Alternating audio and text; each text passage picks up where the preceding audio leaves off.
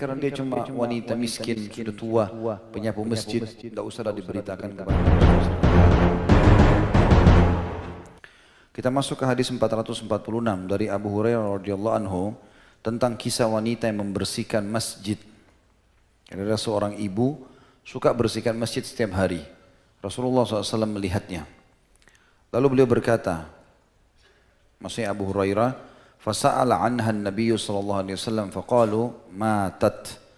Faqala afala kuntum adhantumuni faka'annahum saggaru amraha. Faqala dulluni ala qabriha fadalluhu fasalla 'alaiha. Hadis ini muttafaqun alaih, diriwayatkan oleh Imam Bukhari jadi 1 nomor 124, Imam Muslim jadi 2 nomor 659. Yang artinya Nabi SAW bertanya tentang wanita tersebut. Biasanya habis sholat duhur suka bersihin masjid. Kok hari ini enggak ada? Maka para sahabat menjawab, dia sudah meninggal dunia ya Rasulullah. Riwayat lain tadi pagi. Beliau bersabda, kenapa kalian tidak mengabariku? Seakan-akan mereka meremehkan perihal kematiannya. Jadi karena dia cuma wanita miskin, sudah tua, penyapu masjid, tidak usahlah diberitakan kepada Nabi SAW. Begitulah. Maka Nabi SAW bersabda, tunjukkan kepadaku di mana kuburannya. Kemudian mereka menunjukkan kuburannya dan lalu Nabi SAW mensolatinya. Imam Muslim menambahkan riwayat, ثم قال إن هذه القبور مملوءة ظلمة على أهلها وإن الله ينورها لهم بصلاة عليهم. Kemudian beliau bersabda, sungguhnya kubur-kubur ini dipenuhi kegelapan atas penghuninya dan sesungguhnya Allah menyinari kuburan-kuburan ini dengan sholatku untuk mereka. Hadis ini memberikan pelajaran kepada kita.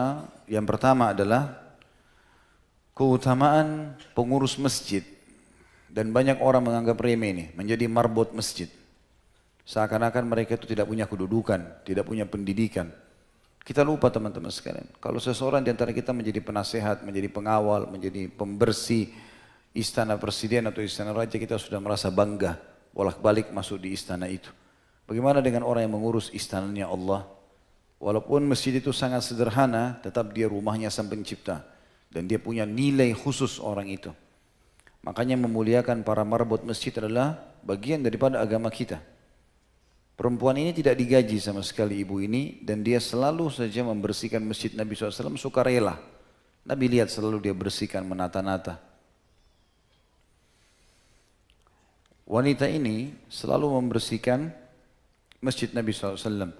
Dan banyak sahabat anggap ya sudahlah dia sukarela. Seperti kita lihat ada seorang ibu tua datang sapuin masjid, dianggap remeh.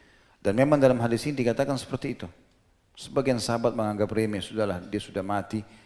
Dan tidak perlu disampaikan kepada Nabi SAW. Bukan seorang tokoh sahabat yang harus dilaporkan ke Nabi lalu Nabi sholati. Dan Nabi SAW memberikan pelajaran, bukan begitu. Bahkan Nabi tanya, mana kuburannya? Ditunjukkan kuburannya lalu beliau mensolati jenazah itu di atas kuburannya. Ini poin, pentingnya kedudukan para marbot masjid. Yang kedua, tentang bolehnya mensolat di jenazah di kuburannya. Tapi khusus jenazah yang mati hari itu. Kalau sudah berlalu, tidak bisa lagi. Nabi SAW mensolati jenazah wanita ini di atas kuburan karena tidak sempat mensolatinya di rumahnya. Karena tidak tahu kematian orang ini, maka beliau pun pergi ke masjid lalu mensolati jenazahnya. Dan ini dibolehkan, tapi dengan syarat tadi, memang dia meninggal hari itu. Ya.